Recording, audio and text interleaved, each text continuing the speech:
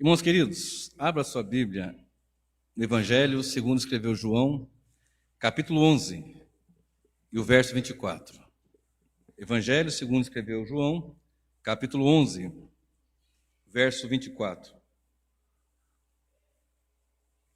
Para ganhar tempo, eu vou somente ler o verso 24, porque eu tenho muita coisa para falar, e então eu quero ganhar tempo aqui somente lendo o versículo 24.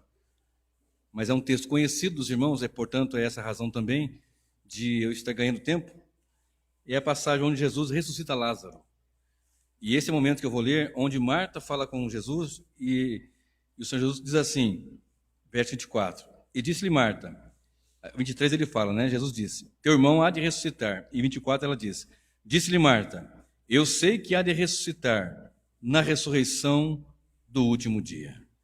Na sequência, Jesus disse, eu sou a ressurreição e a vida, quem crê em mim, ainda que esteja morto, viverá.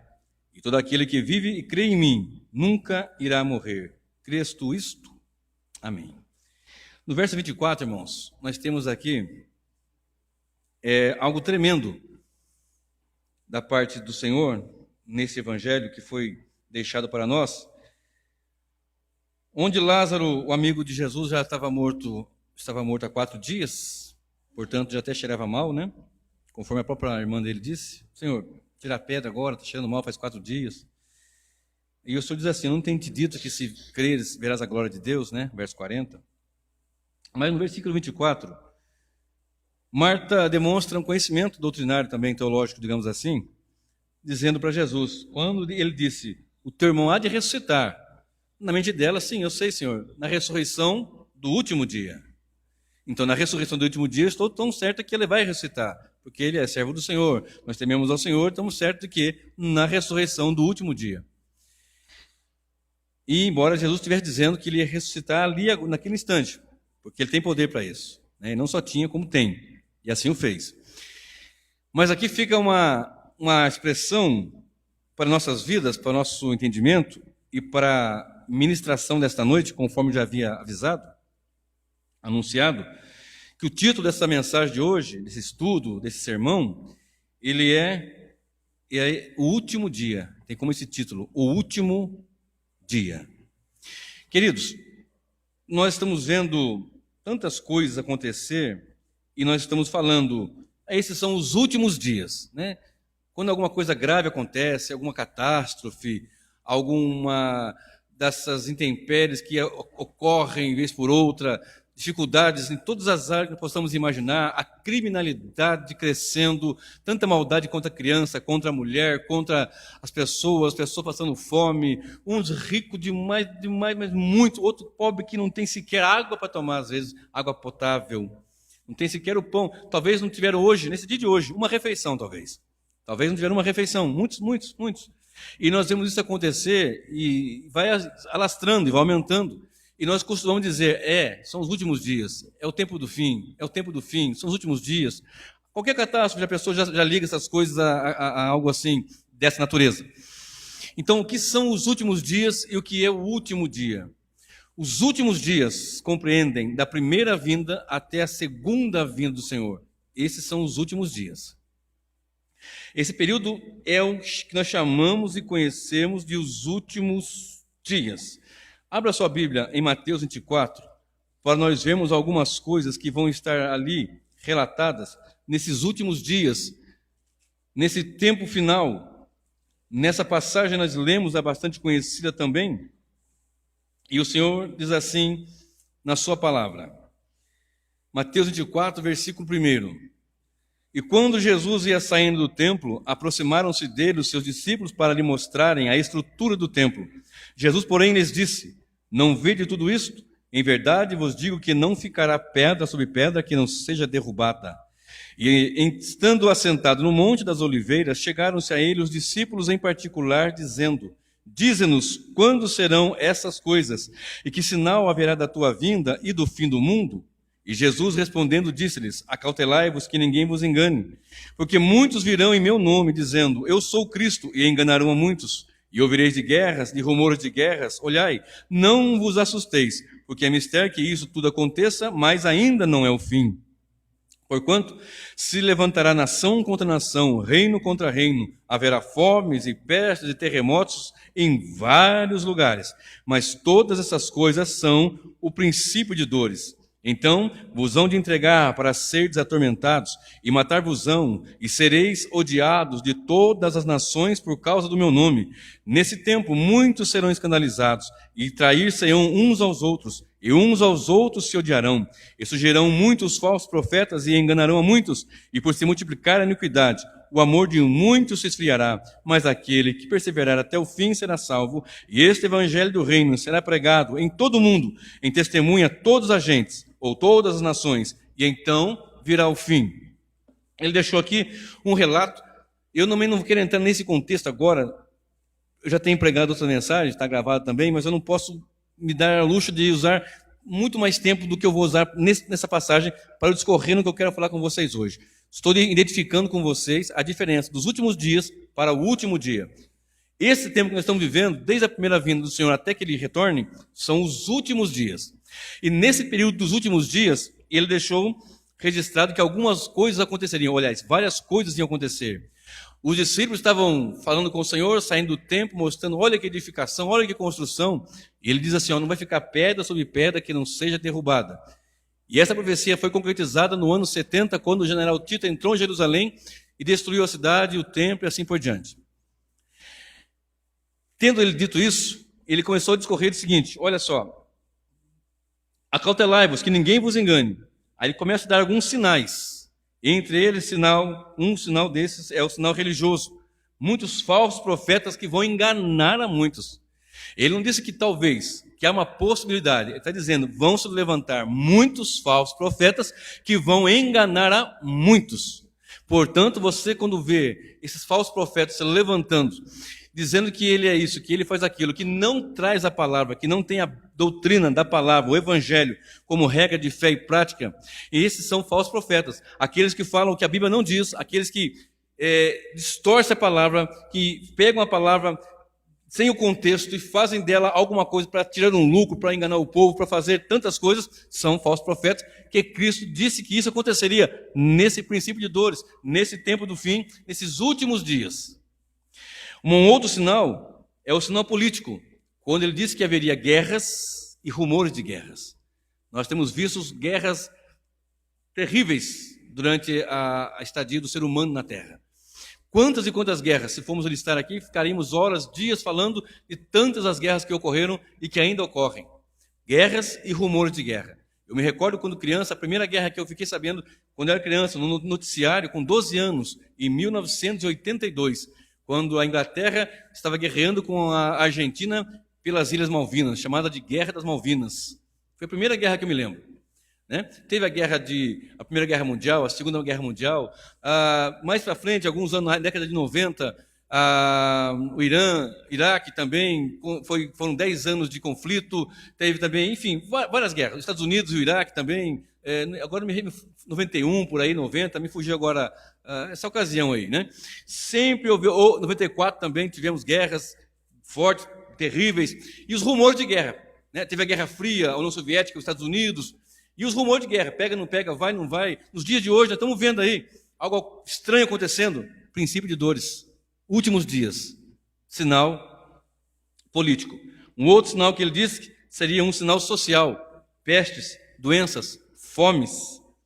Temos observado isso também ao longo dos anos. E nesses últimos tempos, o que tem se alastrado as epidemias, as pandemias, tem dizimado vidas, nações, vilarejos, cidades, com as pragas que ocorrem.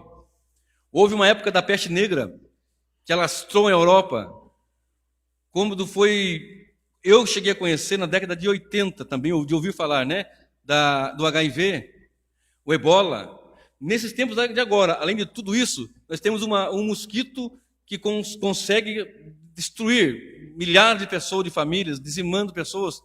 Eu, quando trabalhei até pouco tempo na área da saúde, cheguei a ter a presenciar, né, ter o desprazer de presenciar pessoas que morreram por causa da dengue, chikungunya, essas coisas todas. Eu cheguei a cuidar de pessoas que morreram disso. Cheguei a cuidar de pessoas que morreram por causa do HIV. Pessoas com câncer, então, perdi a conta. São sinais sociais, sinal social. Pessoas com fome, não têm o que comer. Pessoas que entram em contato comigo, eu falo lá da Moçambique, eu falei agora há pouco, antes de começar a gravar a mensagem. Pessoas que falam, pastor, eu quero ir para o culto, mas eu não tenho força física porque eu não tenho comida. Ele quer ir para o culto. Ele não quer um ônibus, não quer um carro, porque hoje tem gente que só vai no culto se o pastor vier buscar, se tiver uma van, se tiver um micro-ônibus, se tiver alguma coisa para ir louvar o Senhor. Eu me recordo da minha cidade, onde eu morava, na década de 80 também, 82, 83, 84, 85, uma senhora saía a 7, 8 quilômetros a pé, puxando uma escadinha de crianças, se não me falha a memória, 4 crianças. Pela mão ali, ó, com sol, com chuva, não via aquela mulher chegar triste na casa que a gente morava. Nessa ocasião, minha mãe já tinha morrido, e meu pai ocorreu com ele o AVC, então eu ficava com minha irmã e cuidava do meu pai. E eles trabalhavam na igreja, então eles vinham e ficavam nessa casa, para tomar um banho, tomar um café, lavar os pés e depois ir para o culto. Depois do culto, alguém ia levar embora. Antes não tinha, porque o povo trabalhava, não tinha tanto carro como tem hoje. Mesmo assim, ela ia, não perdia culto. Então, lá na África, em Moçambique, não é por causa de condução, é porque às vezes não tem força para levantar o corpo de tanta fome que está passando. E são nossos irmãos em Cristo. E às vezes nós não queremos ir porque colocamos diversas desculpas. Tantas desculpas para celebrar e cultuar o Senhor. Uma hora é o calor, outra hora é o frio, outra hora é o filho, outra hora é a falta do filho, enfim, tantas coisas. Claro que há coisas legítimas, que temos que entender também, evidentemente. Mas há coisas que é por causa do que o Cristo está dizendo. Nesse princípio de fim, desse tempo do fim. Um outro sinal é o sinal geofísico, que nós temos visto terremotos, nós temos visto furacão, nós temos visto tsunamis, coisas que vêm alastrando, vêm destruindo, vêm também coisas terríveis, que faz parte, como eu falo, do pacote do fim. E também o sinal da apostasia, e por aumentar a iniquidade, o amor de muitos esfriaria. Lembra que eu falei agora? Faz parte do pacote do fim. Por aumentar a iniquidade, o pecado se alastrando, o pecado tendo força, inclusive, de lei. Tem leis saindo aí, tem leis sendo cogitadas, que se nós pastores não atendermos às leis que estão sendo cogitadas, de coisas que são contradizentes à palavra, nós poderemos ir até para uma cadeia, um presídio, processos. Tem leis aí que nós vamos ter que fazer casamentos de pessoas homoafetivas. Se não fizermos, teremos que vamos para o presídio, somos processados. São leis que estão lutando para que aconteça isso. Nesse tempo do fim, faz parte do pacote. Por aumentar a iniquidade, o amor de muitos vai se esfriando, vai aumentando a iniquidade e o pecado. Não há mais tanto fervor como havia antes, mas há uma esperança. Glória a Deus. O texto nos informa, e este evangelho do reino será pregado até o fim. Ou seja, com aumento da iniquidade, com perseguição, com terremoto, com maremoto, com guerra, com rumor de guerra, com pessoas abandonando, a apostasia se levantando e alastrando, a apostasia é deixar a fé, se levantando de tal maneira, pastores que eram fiéis na palavra, firmes no evangelho, firmes na palavra, se rendendo à heresia, se rendendo ao erro. Ontem eu ouvi, eu acho que foi ontem ou anteontem, não me recordo, o irmão me contando que teve um pastor que a igreja dele tinha poucas pessoas. E ele começou, prego, e poucas pessoas, que negócio, eu não estou entendendo. Aí ele começou a pregar o que o povo queria ouvir, aí começou a encher a igreja. Começou a encher a igreja de uma cidadezinha pequena, bem menor que a nossa cidade, uma igreja lotada, assentos, 600 assentos, e as pessoas ocupam ali, e ainda fica a gente em pé. Mas ele prega o que o povo quer. Não importa se é Bíblia, se está fora da Bíblia, é um negócio assim mesmo, tenebroso, que tem acontecido nesses últimos tempos. Uma falta de seriedade com o evangelho. Mas esse evangelho será pregado em todo o mundo. Então virá o fim. Nesse tempo, chamamos de os últimos dias. Se você olhar para a palavra do Senhor, no livro de Joel, no capítulo 2, no verso 28, vai estar escrito assim: e nos últimos dias, derramarei do meu espírito sobre toda a carne. Vamos ler lá? Joel, capítulo 2. Profeta Joel, capítulo 2. E o versículo de número 28, bastante conhecido da igreja. 2, verso 28. E há de ser que depois derramarei do meu espírito sobre toda a carne, e vossos filhos e vossas filhas profetizarão, e os vossos velhos terão sonhos, e os vossos jovens terão visões. Você entra lá agora no livro de Atos, no capítulo 2, você vê o Senhor concretizando isso nos últimos tempos, nos últimos dias. E você vê o apóstolo Pedro sendo levantado ali, pregando com autoridade, pregando com ousadia, pregando com intrepidez, dizendo, isso que está acontecendo aqui, que vocês viram eles falando em línguas, falando coisas tremendas, coisas que está acontecendo aqui tremenda, é o que Cristo disse, aliás, é o que o profeta Joel disse no seu livro, na sua profecia, que ele derramaria do Espírito. E estava acontecendo ali, eles estavam vendo, visualizando, contemplando, participando muito deles daquele momento. E em 1:8 de Atos dos Apóstolos, o Senhor Jesus disse, ficai em Jerusalém até que do alto sejais revestido de poder. Então aqui eu aprendo algumas coisas, que Deus cumpre a sua palavra, no tempo dele ele opera, com certeza, operando ele ninguém pode impedir, e quando ele faz isso, ele deixa a igreja com poder para enfrentar esse tempo do fim, esse tempo dos últimos dias. E esse tempo dos últimos dias, com certeza, são tempos difíceis, são tempos trabalhosos, são tempos que nós chamamos de princípio de dores, tempo do fim, tempo terrível. Abra sua Bíblia, Lucas 21, verso 25 e verso 26. A propósito, quando estiver pregando, mantenha-na aberta, para nós sempre estarmos correndo com a palavra para lá e para cá. Desconfie sempre de um pregador que manda fechar a Bíblia. Mantenha-na aberta. Lucas capítulo 21, e o verso 25 e o verso 26 desse evangelho tão lindo. Lucas 21, 25 e o verso 26. Diz assim a palavra do Senhor. E haverá sinais no sol, e na lua, e nas estrelas, e na terra angústia das nações, em perplexidade, bramando o mar e as ondas, homens desmaiando de terror, na expectação das coisas que sobrevirão ao mundo, porquanto os poderes do céu serão abalados. Sinais cósmicos. O sol, a lua, as estrelas. Hoje as pessoas ficam aí impactadas com o Nibiru, impactadas com a estrela que vai descer, que não sei o quê, e alguns até se valem disso para fazer algumas fantasias. Nós temos que tomar muito cuidado com essas coisas e manter o equilíbrio. Tem pessoas que, valendo disso, eles fazem alguma algazarra até, e conseguem arrebanhar pessoas, e as pessoas pensam que estão debaixo da sua oração ou da sua cobertura, estão guardadas dessas coisas. Nós estamos guardados de todos os males, debaixo da potente mão do Senhor, ainda que passando por grandes aflições, que vamos passar, nós estamos guardados pelo Senhor. Ainda que enfrentando terremoto, maremoto, tsunami, furacão, vulcão, as leis contrárias, fuzil, bala, espada, o que for, mesmo assim, nós estamos guardados pela potente mão do Senhor. Porque o viver é Cristo e o morrer é lucro. Se eu estou vivendo em Cristo. E se eu morrer, eu estou no lucro, porque eu estou com a minha vida guardada na presença santa do Senhor. Amém? E então virão vir o Filho do Homem numa nuvem com poder e grande glória. Na sequência do versículo que nós estamos lendo aqui em Lucas 21, 25, 26. E eu concluí lendo também o 27. Então, o que são esses últimos dias? São tempos trabalhosos. Abra sua Bíblia em 2 Timóteo, capítulo 3. 2 Timóteo, capítulo 3. Do verso 1 ao verso 5. 2 Timóteo, segunda epístola do apóstolo Paulo a Timóteo, capítulo 3, do 1 ao 5. Diz assim a palavra do Senhor.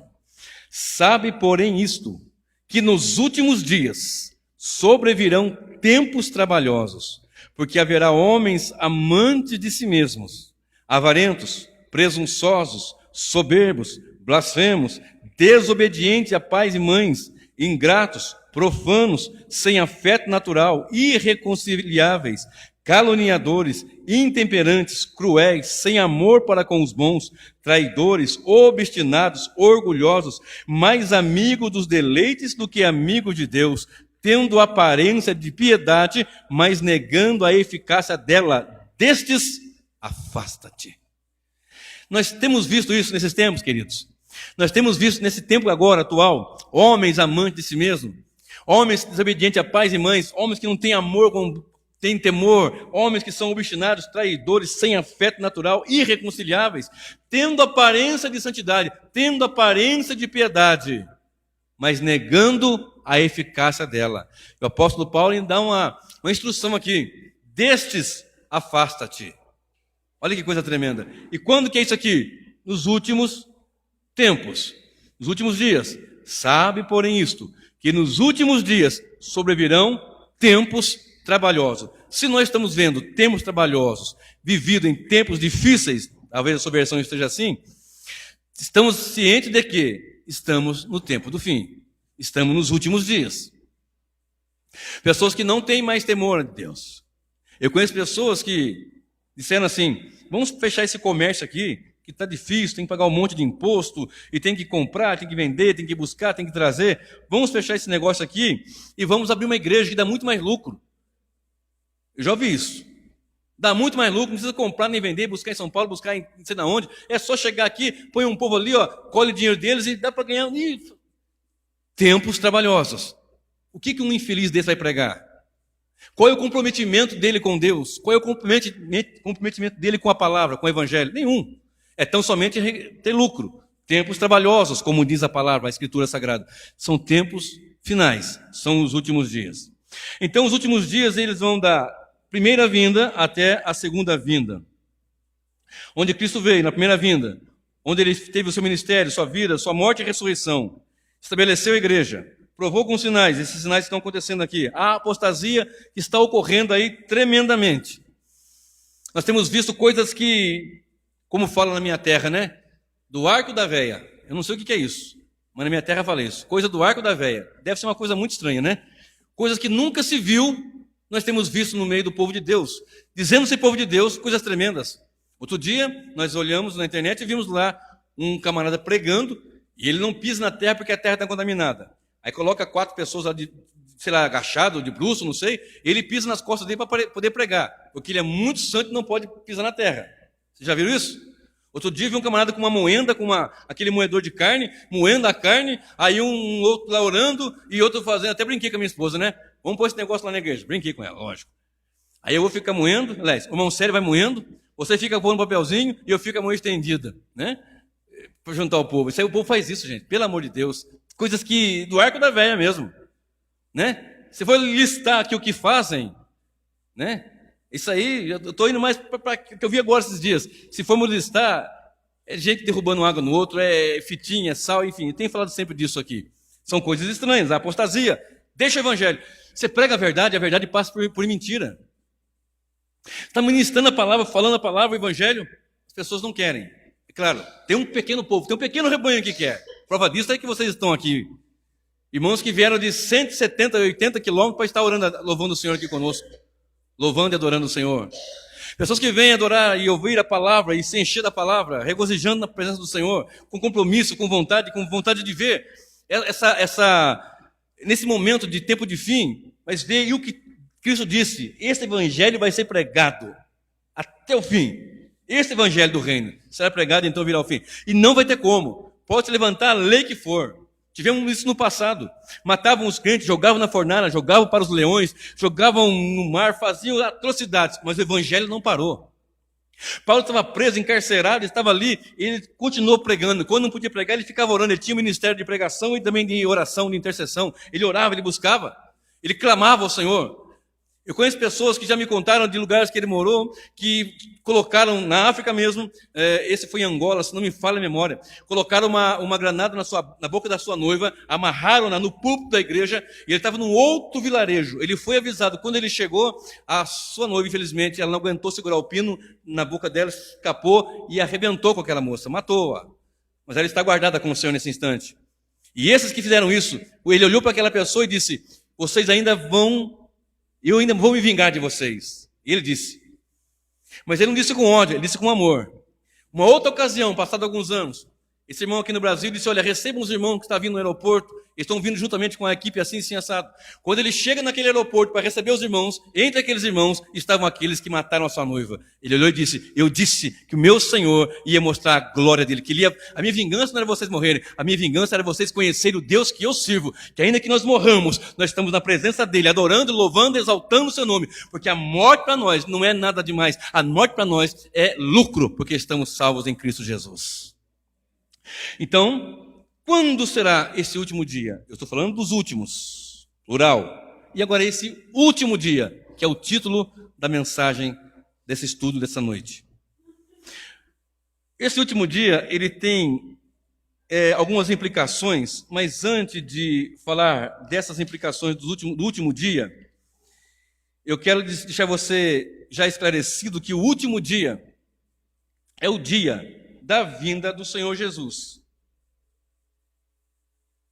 essa razão de ministrar essa noite, a razão dessa ministração, entre outras coisas, é nos colocar centrado na palavra para combater os ensinos errados. Alguém fala assim, mas você é dono da verdade? Não, nós estamos buscando sempre estar na verdade. O mais claro possível, o mais puro possível da doutrina do Evangelho é o que nós queremos pregar e ensinar. Eu respeito as opiniões, eu respeito as outras demais linhas escatológicas, eu respeito. Mas em respeitar não quer dizer que eu não vá pregar a verdade. Em Gálatas 5,16, não me falha a memória, o apóstolo Paulo diz, fiz-me a vosso inimigo por acaso, fiz-me vosso inimigo por falar-vos a verdade, por dizer-vos a verdade. Então, eu respeito todas as linhas interpretativas, pós, pré, mid e assim por diante. Mas eu, estudando a palavra, eu estudo escatologia há mais de 30 anos. E digo, sou um aprendiz, ainda estou engatinhando. E tendo feito isso, eu não encontrei uma interpretação mais clara da que eu vou apresentar e da que eu tenho apresentado para os irmãos nesses tempos. Algumas pessoas, e eu as respeito, muito embora eu preciso falar para que elas entendam também pela palavra, que é pela palavra que nós temos que entender. A palavra com a palavra. Eles entendem que a vinda do Senhor será em duas fases. Que o Senhor virá numa nuvem e arrebatará a sua igreja. E depois de 7 anos ele volta com a sua igreja e vence o inimigo, o falso profeta, prende o dragão, etc. e tal. Depois de 1000 anos, o dragão é solto e acontece uma série de coisas, de eventos. Nós temos que analisar, como eu disse, toda a palavra. Quando vamos ensinar, vamos pregar, nós temos que ter conhecimento doutrinário. Não só do ponto, mas de toda a Escritura. Porque toda a Escritura divinamente inspirada, ela é poderosa para nos ensinar. Então nós temos que ter não só aquele versículo, aquele texto, o seu contexto e todo o contexto. Isso é uma regra da hermenêutica. De você trazer à luz um texto mais escuro de um texto que está ali mais claro. E quando eu faço isso, e quando eu busco dessa forma, eu consigo entender a palavra com a palavra. Aí você tem base para falar sobre as doutrinas sagradas do Senhor. E essa eu chamo de teoria do arrebatamento secreto, isso aí é novo, não faz muito tempo. Isso traz assim, alguns falam assim, não, mas eu creio, a palavra nos informa que o Senhor vai tirar-nos do mundo antes da grande tribulação, etc e tal, e tudo mais, porque a palavra nos informa que Ele vai guardar os seus, e Ele guarda mesmo. Mas nós temos pregado aqui, falado aqui, ensinado, que isso não vai acontecer. Ele nos guarda sim. Ele nos protege sim. Mas nós não somos destinados para a ira, mas para a aquisição da salvação. É verdade. A ira de Deus não. Mas a fúria do maligno, quem estiver aqui na ocasião, já temos visto. O espírito do anticristo está agindo aí. Mas na grande tribulação, a coisa vai ficar terrível. Por isso eu falo, ouça o que disse Jesus. Ficar em Jerusalém até que do alto seja revestido de poder. Se encha. Eu tenho pregado constantemente aqui, enche o vaso de azeite. Tenha na reserva. Eu preguei agora há poucos dias sobre as bodas do cordeiro. Daquelas virgens que tinham, todas elas dormiram, todas tinham lâmpada, todas tinham azeite. Só que metade dela tinha azeite em reserva. Eu sempre tenho falado, tenha azeite na reserva. Busque a Deus, consagre a sua vida, ore ao Senhor. Esqueça um pouquinho da internet, esqueça um pouquinho do programa de televisão. Busque oração, levante mais cedo, durma mais tarde. Dedique-se à oração e à palavra para você ter azeite na vasilha. Quando chegar esse terrível e tenebroso momento, nós vamos estar firmes no Senhor. Pastor, mas como é que eu vou fazer? Vai ser difícil, vai. Mas se nós estivermos buscando o Senhor, nós vamos ter forças. É dele que nós nos revestimos. Amém? Então essa teoria do arrebatamento secreto, eu fiz aqui um pequeno resumo para nós entendermos como é que é isso. O arrebatamento secreto é o chamado de rapto. Ele vem, leva um povo e fica um outro povo aqui, que também é a sua igreja, mas que não estava preparadinho para subir. Aí ficou. Aí um povo sobe. Aí depois de 7 anos volta. Então isso fica muito confuso quando você pega a Bíblia com Bíblia. A Bíblia nos informa que, de maneira alguma, nós vamos preceder aqueles que dormem no Senhor. Se de maneira alguma vamos preceder o que dorme no Senhor, então primeiro tem que ressuscitar o povo que está salvo em corpo de glória e depois nós que estamos vivos sermos transformados em corpo de glória. Não tem como inverter o que Cristo disse. Porque se acontecer esse arrebatamento secreto, ressuscita um povo, e um povo é transformado. Sobe. Quando ele voltar, ressuscita um outro povo. Algumas interpretações são assim, nos 7 anos depois. Depois de 1000 anos, ressuscita mais um povo. E fica confuso isso. Nós lemos agora há pouco no livro de João 5:29. Agora há pouco eu falo outra mensagem, né? Até me fugiu agora o nome da mensagem que eu preguei, agora há poucos dias. Sobre a primeira ressurreição, as bem-aventuranças, ou a bem-aventurança da primeira ressurreição. E eu falei, João 5:29. Jesus disse que todos vão ressuscitar. Daniel 12:1 e 2, todos ali, ímpios e salvos. Isso aqui nós temos que ter em mente para ensinar isso, para pregar isso. É um pequeno povo. As pessoas estão aí se alastrando de tantos enganos e heresias, e o mundanismo entrando cada dia mais. Mas eu acredito no poder do Evangelho. Eu estava num culto uma vez, aliás, eu estava ouvindo uma pregação uma vez, e o irmão contou um testemunho de alguém que ouviu o pregador dizer o seguinte: basta um aqui, cheio do Espírito Santo, para incendiar essa região. E esse pregador era um pregador daquele itinerante que vai embora, mas foi no século passado. Aí ele passou e aquela pessoa disse: eu serei esse homem. E ele foi cheio do poder e começou Deus usá-lo com graça, mas ele dedicou sua vida. Então não tem como nós sermos cheios do poder e cheios da ousadia, cheios da palavra, com tanta preguiça muitas vezes, com tanto sono, com tanta mordomia em outros casos. Por um lado nós pendemos para a preguiça, por outro lado pendemos para a mordomia. Está precisando aqui no Brasil, sabe do quê? Está precisando de umas perseguições aqui no Brasil. Está precisando de umas perseguições mesmo aqui, para umas leis que vêm perseguir mesmo o povo despertar. Para ver que os crentes mesmo, opa, agora, ou ora, não vai ter jeito. Ou então já descamba de uma vez. A igreja, quando foi perseguida, ela era perseguida, mas aí você viu o crente. Viu o crente ali, ó. Você vai morrer. Tá bom. Não, vai morrer seu filho, seu neto. Imagina. Você está ali. Vai fazer o quê? Eu estou amarrado aqui, um exército na minha frente, um leão por todo lado. Fazer o quê? Você pode até me matar. Mas o meu Redentor, aleluia, eu sei que ele vive, bendito seja o nome do Senhor.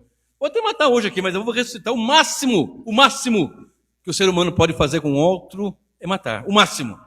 Agora a Bíblia nos informa, não temos o homem que pode matar o corpo apenas, temos o Senhor, que além de matar o corpo, pode lançar a alma no inferno. A esse temei.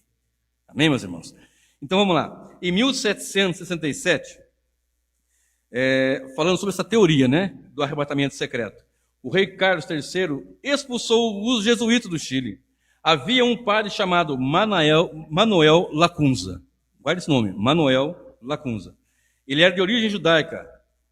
Ele foi expulso, foi para a Itália, e em 1768 escreveu um livro que publicou em 1811 na Espanha. O nome do livro é A Vinda do Messias em Glória e Majestade. Então marca esse homem, Manuel Lacunza. Ele tinha umas ideias ali, ele começou a elaborar, e teve uma pessoa que começou a andar com ele. Em 1827, Edward Irving, ele era um escocês presbiteriano, ele traduziu e publicou em inglês as obras de Lacunza. E foi expulso do presbitério. E esse Irving, ele fundou a Igreja Católica Carismática. E as pessoas que o seguiam eram chamadas de irvingistas. Seguiam as suas ideias, as suas teorias, É um grande perigo quando o homem segue instruções de outro homem. Eu sempre prego e falo, ouça a pregação, compare com a palavra. Deixe a palavra aberta, chegue em casa, leia tudo que eu falei antes e depois. Busca o texto e pode perguntar. E se eu estiver falando coisas erradas, fora da palavra, me corrija. A igreja que eu prego deve ser a primeira a me corrigir. Porque nós temos que pregar somente o Evangelho, somente a palavra de Deus. E ele fundou essa igreja, e nessa igreja tinha uma jovem chamada Margaret MacDonald. Vocês vão ver muito dela falar também. Vou estar sempre falando aqui nos meus estudos. E essa jovem, ela era uma moça que tinha muitas visões, muitas interpretações, muitos sonhos. E ela começou a ter esse sonho do arrebatamento secreto e tudo mais, e as pessoas investiram nisso. Investiram, né, nesse sonho dela, nessas profecias que ela tinha, fora da palavra. O que diz a palavra, ela tinha o sonho, o povo acreditava no que ela falava. Irmãos, quando eu estava estudando, anos atrás, na década de 80, na década de 90 também, eu fiquei observando o seguinte: onde está no Evangelho? Eu lia Mateus 24, 25, eu lia Lucas 21, eu lia Marcos 13, fora outras passagens, evidentemente, mas em Mateus 24, Lucas 21 e Marcos 13, eu ficava buscando entender onde estava ali o arrebatamento secreto. Não tem. Não tem. Eu buscava ali e não tem.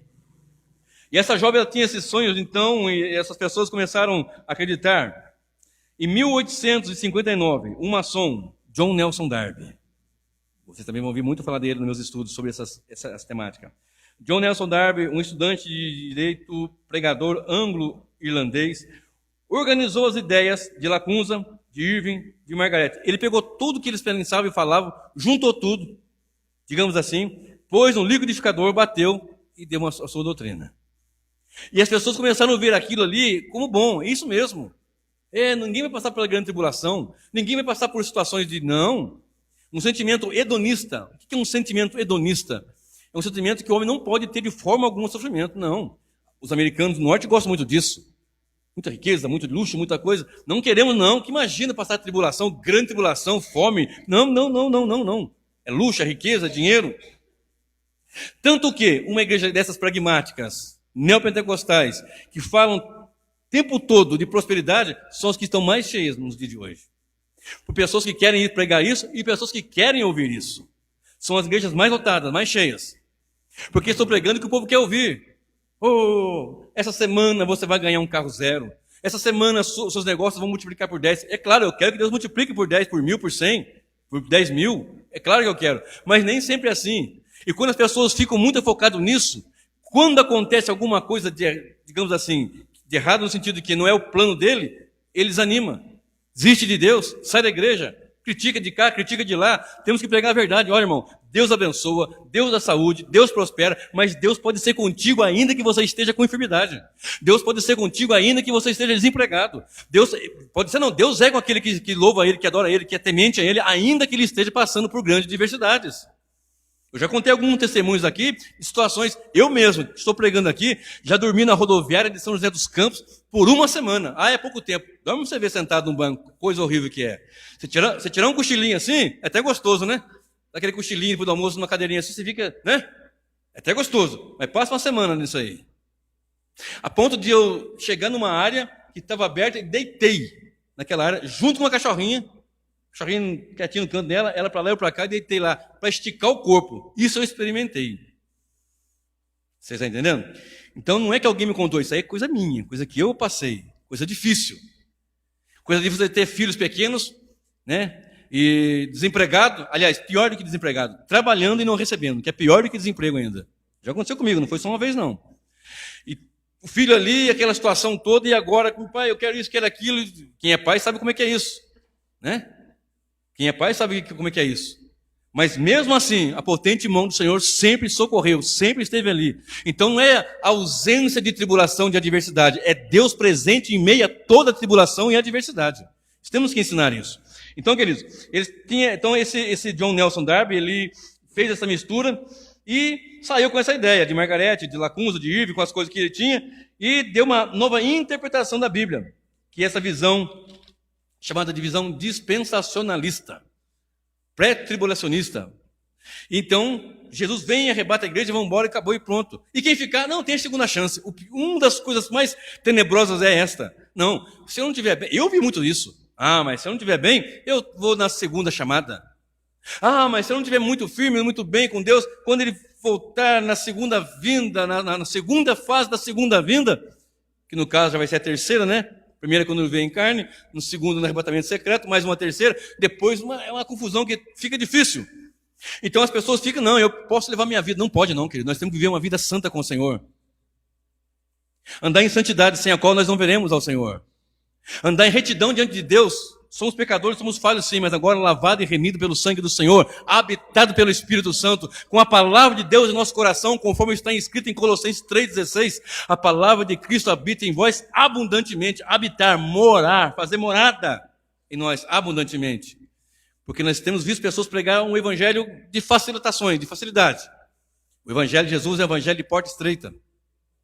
O evangelho de Jesus é de tomar a cruz. O evangelho de Jesus é um evangelho que realmente as pessoas têm que ter firmeza com Cristo para viver, para servir. Você olha na televisão, o entrevistador, chamado de bispo, de pastor, sei lá o que é aquilo, Quanta bênção. Olha, eu tinha um carro, agora eu tenho 10 importados. Quanta bênção. Olha, eu tinha uma empresa, agora eu tenho 10 empresas. Eu estou rendendo não sei quantos milhões. É isso mesmo. Salvação ninguém fala, do inferno ninguém fala, do pecado ninguém fala, da vida do Senhor ninguém fala. Esse é o evangelho que muitos querem. Mas nós estamos aqui para proclamar o evangelho de Jesus. Anunciar que nós estamos nos últimos dias e que ocorrerá o último dia. E quando é esse último dia? Quando Cristo voltar. Este é o último dia. Esse John Darby, eles tiveram um êxito muito grande quando Cyrus Scofield publicou a Bíblia de Estudo Scofield. Ele era um maçom. E ele elaborou essa Bíblia de Estudo Scofield. Eu não sei se você já teve ela em mãos. Eu já tive ela em mãos, na década de 90. Bíblia de Estudo Scofield. E é uma Bíblia com a sua nota de rodapé, seus estudos, todo voltado para o pré-tribulacionismo. Todinho. Se você tiver a oportunidade de alcançar, eu não tenho mais visto nas livrarias. Mas eu cheguei a ter em mãos. Não minha, mas para estudar, para ler, para ver. E através dessa Bíblia, teve uma outra pessoa agora, recente. Um escritor chamado Tim LaHaye. Eu cheguei a ler um livro dele chamado O Ato Conjugal. Tim LaHaye e Beverly LaHaye. Né? Sobre casamento, não era sobre escatologia. Mas ele é aquele que elaborou aqueles livros e aqueles filmes, né? Deixado para trás. Que é até uma série, se eu não estiver enganado. Então, tudo isso que eu estou falando aqui, queridos, é para nos alertar de que esse grande dia, o último dia, esse tempo terrível, esse tempo pesado, esse tempo que não tem como escapar, nós temos que estar preparados, temos que estar alinhados com as Escrituras para suportar tudo o que puder ou o que for acontecer nessa ocasião. Quando alguém perguntar para você, quando é o último dia? O último dia é o dia da volta do Senhor Jesus. O último dia é quando a trombeta soar, conforme fala em 1 Tessalonicenses, capítulo 4, versos 16, 17, 18. Porque o mesmo Senhor descerá do céu com alarido, com voz de arcanjo e com a trombeta de Deus, e os que morreram em Cristo ressuscitarão primeiro, depois nós, os que estivermos vivos, seremos transformados e arrebatados à presença do Senhor nos ares. E ali para sempre estaremos com o Senhor. Então isso nós temos que anunciar com poder, com vigor, meus irmãos. Com ousadia, com intrepidez. Como será? Será como nos dias de Noé. A Bíblia nos informa em Mateus 24, do verso 36 ao 43, que esse dia será como nos dias de Noé. Como? Nos dias de Noé casavam e davam-se em casamento. As pessoas, vamos contemporaneizar, né? Iam para a faculdade, iam para o cursinho, iam para o trabalho, faziam piquenique, viajavam, compravam, vendiam, negociavam, casavam, etc. e tal. É como nos dias de Noé. E nos dias de Noé, diga-se de passagem, o nível, digamos assim, de pecado era tenebroso. Tanto que Deus enviou o dilúvio. E diz a palavra, e levou a todos. Todos que não estavam na arca. Estava Noé e a sua família. E veio o dilúvio e levou a todos. Estavam despercebidos. Noé pregando, anunciando, falando, e trabalhando a arca, e trabalhando, ensinando e pregando. E as pessoas não estavam ali atentas ao que era pregado. O que tem de pessoas não atentas ao Evangelho nesse tempo de hoje é coisa terrível. Eu tenho orado e falo, Senhor, tem misericórdia dessa geração. Uns falam que é uma geração de profetas, uma geração profética, uma geração, e outros entendem muito bem que é uma geração de muita gente mimada. É uma geração, de gente muito mimada, que não aguenta uma mensagem, que não aguenta uma pregação, que qualquer coisinha, estou largando, estou saindo, estou indo embora. Casquinha de ovo, por qualquer coisa, está desistindo, está parando, largando de lado. Uma geração mimada e descomprometida, pessoas que falam de manhã, não sustento de tarde. Pessoas que chegam e falam, não, conta comigo. Quando você pensa que pode contar, não pode nada. Já foi embora, já era, já deixou. Não, deixa comigo que eu resolvo, pode me encarregar dessa função que é comigo isso aqui. Você vai pensando que não tem mais nada, já foi, já era. Porque o Evangelho é isso, meu querido. O Evangelho é luta, é perseguição mesmo. É confronto. É caminhar no trilho ali do Senhor Jesus, na caminhada com Cristo, tomando a cruz e seguindo firme. Não é moleza não, é coisa pesada. E será como nos dias de Noé. Como será esse último dia? Esse último dia será o retorno de Cristo, como eu falei agora em 1 Tessalonicenses, capítulo 4, 16 a 18. Será audível, visível e gloriosa. Não será secreta. Com alarido, voz de arcanjo, trombeta de Deus, terá alarido.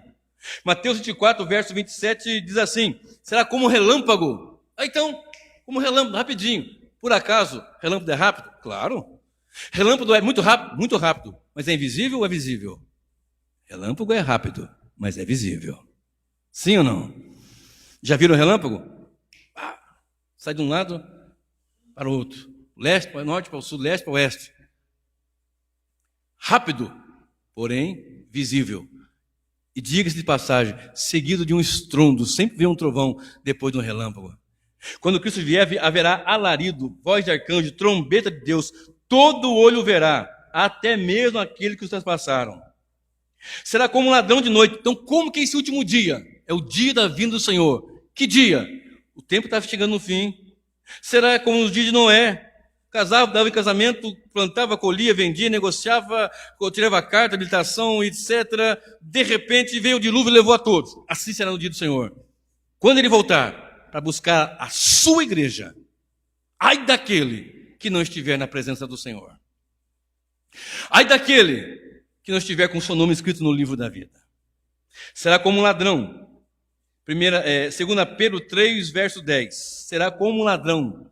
Ladrão, ele vem sorrateiro. Mas ladrão não é invisível. Ladrão vem repentinamente, mas ele não é invisível. E quando ele vem tomar alguma coisa, ele vem para levar alguma coisa. Observe, 1 Tessalonicenses, capítulo 5. Vamos lá comigo?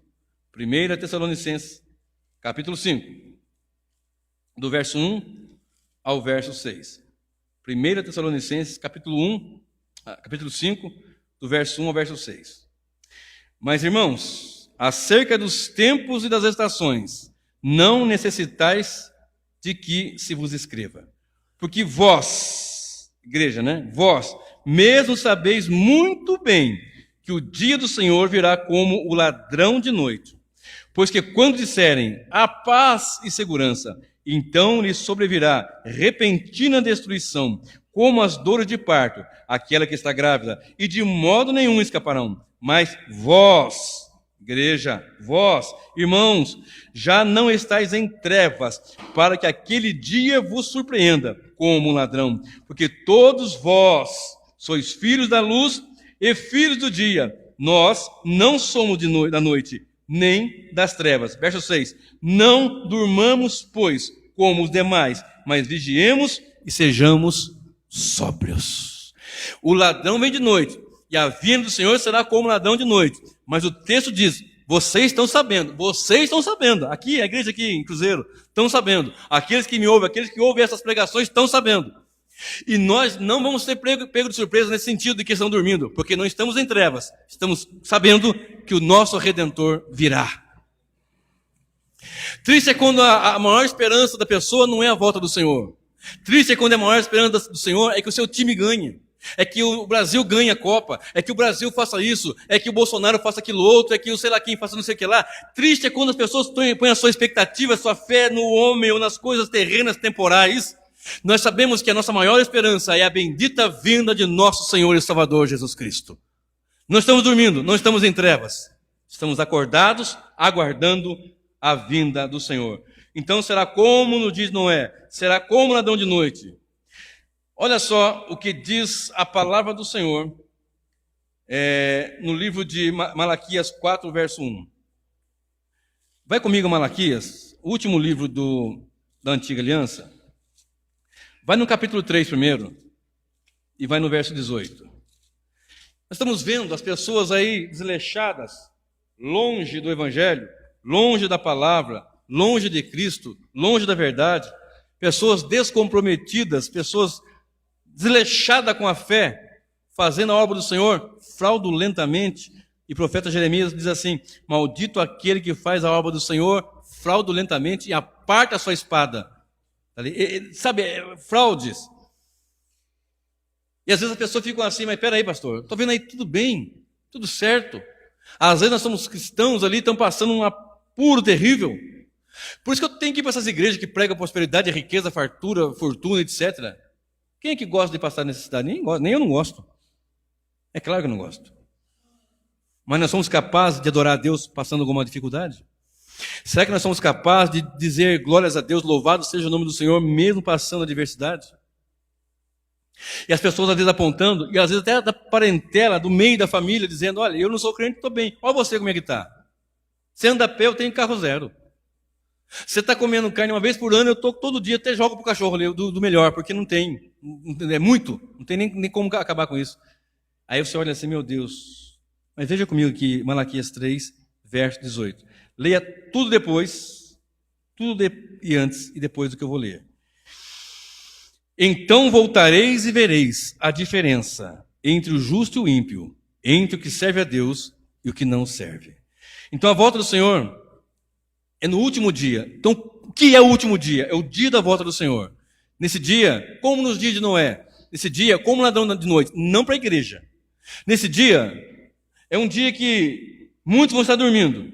É um dia pesado, o dia do retorno do Senhor, onde a apostasia vai se levantar terrivelmente. Segundo Tessalonicenses, do capítulo 2, a partir do versículo 1, fala desse tempo terrível, onde as pessoas vão enfrentar ali uma adversidade tão grande como nunca houve, que é a grande tribulação, aonde a apostasia será intensa, aonde o anticristo vai se levantar governando pelo poder do dragão, perseguindo a igreja sendo perseguida pelo dragão, pela meretriz, pela igreja adúltera, prostituta, pelos iníquos, coisa terrível, o falso profeta e o anticristo.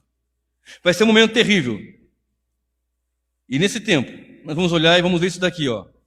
Então voltareis e vereis a diferença entre o justo e o ímpio, entre o que serve a Deus e o que não serve. Eu vi muitas pessoas pregar isso aqui e falar assim, olha, é porque o justo não usa barba e o ímpio usa barba. O justo, a mulher, não usa saia, não usa calça comprida. Mas aí, sabe, pegava essa diferença estereótipo, física. Não é isso que a Bíblia está dizendo. Agora passa para o capítulo 1.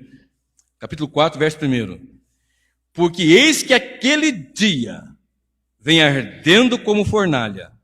Todos os soberbos e todos os que cometem iniquidade serão como a palha. E o dia que está para vir os abrasará, diz o Senhor dos Exércitos. De sorte que se lhes não deixará nem raiz, nem ramo. Mas para vós, os que temeis o meu nome, nascerá o sol da justiça e cura. Algumas versões diz, salvação, trará debaixo das suas asas, e saireis e saltareis, como os bezerros do cevadouro. E pisarei os ímpios, porque se farão cinza debaixo das plantas dos vossos pés. Naquele dia que estou preparando, diz o Senhor dos Exércitos. E nesse dia, nós vamos ver plenamente a diferença do justo e do ímpio, do que serve a Deus e do que não o serve. Porque é um dia pesado. Alguns interpretam apenas um dia de 24 horas. Pode ser. Pode ser um dia mais longo. Pode ser. Mas é um dia onde está determinado um dia de juízo também. Segundo Tessalonicenses 1, verso 8, diz que é o dia de vingança do nosso Senhor. Ele virá com brasas ali, tomando vingança daqueles que não obedecem ao Evangelho, daqueles que não conhecem a Deus, como um fogo. Vingança terrível. Mateus 12, verso 36 até o verso 37, diz até que toda palavra frívola, morta, neutra não morta, nós vamos dar conta. Será um dia de prestação de contas. O último dia, vamos ver a diferença entre o justo e o ímpio. Onde você vai poder olhar e vai dizer, realmente, valeu a pena servir ao Senhor. Valeu a pena numa noite fria como essa, deixar minha casa, o meu lar e vir cultuar, adorar, louvar o Senhor e ouvir a pregação do Evangelho. Talvez nessa hora muitos estejam deitados debaixo de um cobertor, de um edredom, na sua cama gostosa, bem quentinha, tomando uma canja, uma sopa.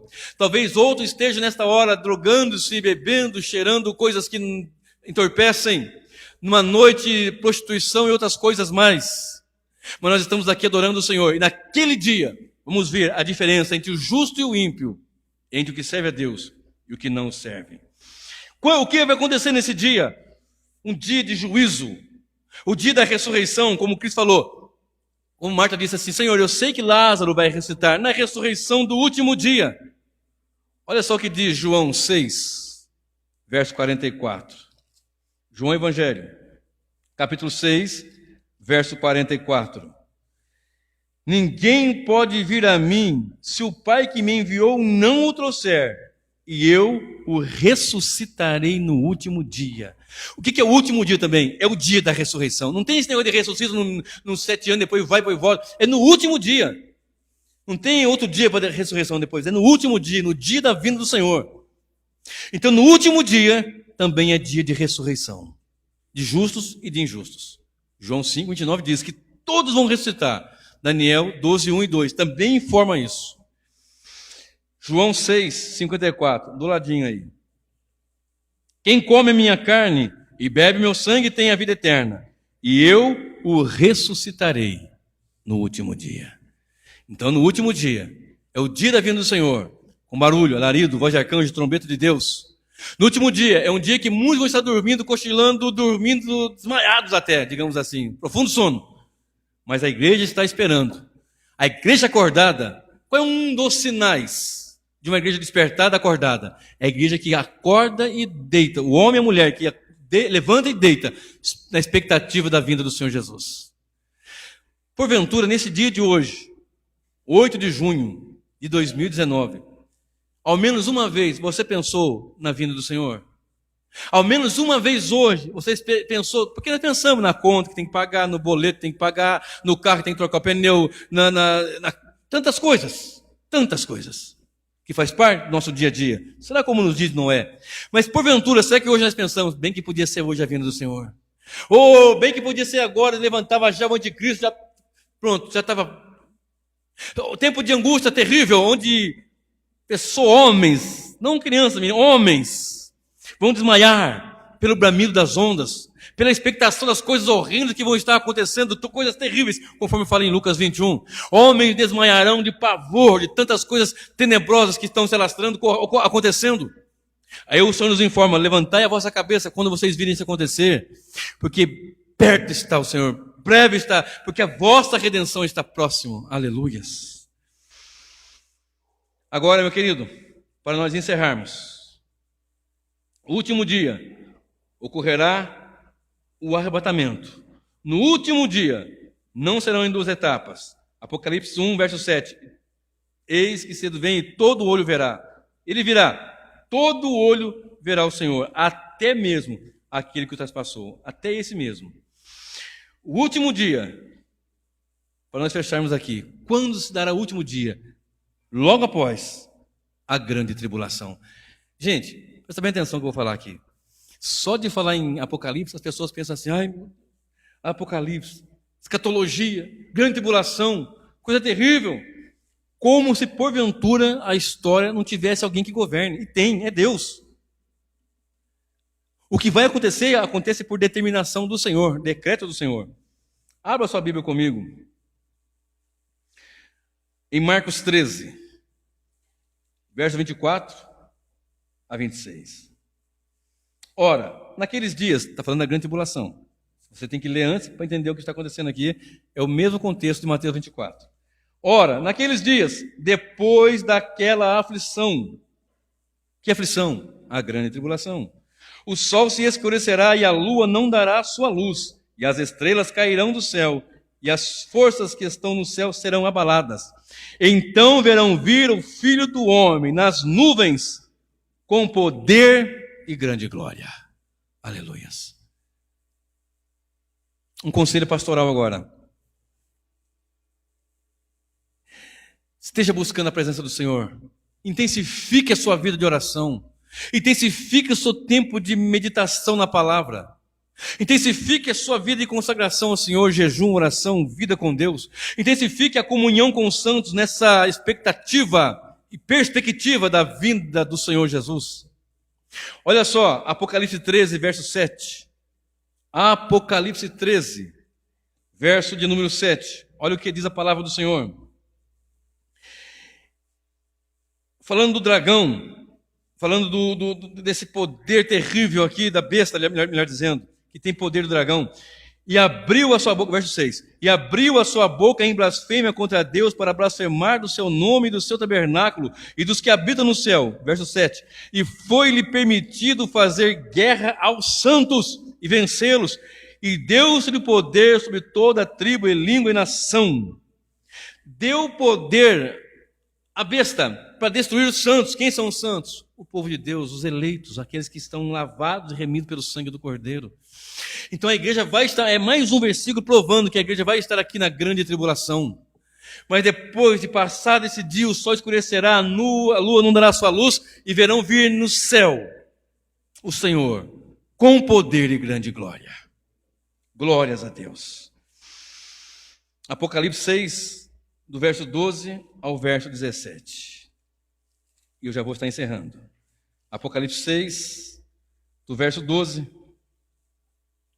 ao verso 17. E havendo aberto o sexto selo, olhei, e eis que houve um grande tremor de terra, e o sol tornou-se como um saco de cilício, e a lua tornou-se como sangue, e as estrelas do céu caíram sobre a terra, como quando a figueira lança de si os seus figos verdes, abaladas por um vento forte. E o céu retirou-se como um livro que se enrola, e todos os montes e ilhas foram removidos dos seus lugares.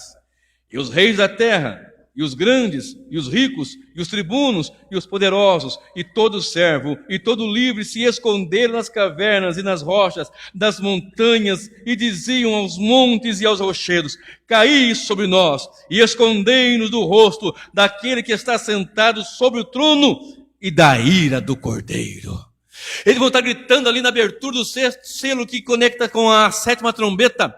Eles vão ter pavor, porque para a igreja, quando vê o Senhor na nuvem com poder e grande glória, é regozijo. Quando nós vemos o Senhor, nós vamos ver o corpo daqueles que morreram sendo ressuscitado em corpo de glória, e nosso corpo ser transformado em corpo de glória. E quando isso acontecer, vamos ter alegria e regozijo, mas aqueles ímpios que não querem, que abandonaram, que não desejaram, que não amaram a palavra, amaram a iniquidade, o pecado, a mentira, o engano, eles vão olhar e vão clamar para os montes, para os rochedos: caiam sobre nós e nos escondam da ira do Cordeiro, daquele que está sentado no trono e da ira do Cordeiro. Para nós é um regozijo. Olha para nós o que está escrito em capítulo 7 e o verso 10 de Apocalipse. O 9 e o 10 de Apocalipse. Isso aqui é um contraste. Isso aqui são os ímpios dizendo: cai rochedo e montanhas sobre nós. Agora para nós, a igreja: depois destas coisas olhei, e eis uma grande multidão, a qual ninguém podia contar, de todas as tribos, nações, tribos e povos e línguas, que estavam diante do trono e perante o Cordeiro, trajando vestes brancas e com palmas nas suas mãos, e clamavam com grande voz, dizendo: salvação ao nosso Deus, que está sentado no trono, e ao Cordeiro. Uns têm pavor daquele que está no trono, têm pavor do Cordeiro, mas a igreja vai gritar: salvação, louvor, aleluia, glória ao Cordeiro que está no trono, aleluia. É regozijo para a igreja. Quando é o último dia, é o dia de prestação de conta, mas é um dia também de regozijo para a igreja que está na presença do Senhor, lavada e remida com o sangue de Jesus. Aleluia. É um dia tenebroso para muitos, mas para nós é um dia de regozijo, é um dia de grande alegria. Eu lhe convido a ficar em pé, para nós lermos mais 2 versículos e já estamos encerrando. Eu quero ler 2 versículos em Mateus 24. 2 versículos em Mateus 24. Grava: quando é o último dia? O dia do retorno glorioso de Jesus. Mateus 24, verso 30 e verso 31. Então aparecerá no céu o sinal do Filho do Homem, e todas as tribos da terra se lamentarão, e verão o Filho do Homem vindo sobre as nuvens do céu, com poder e grande glória. E ele enviará os seus anjos, com rijo clangor de trombeta, os quais ajuntarão os seus escolhidos, que vão estar aqui na grande tribulação, os seus escolhidos, desde os 4 ventos, de uma a outra extremidades dos céus.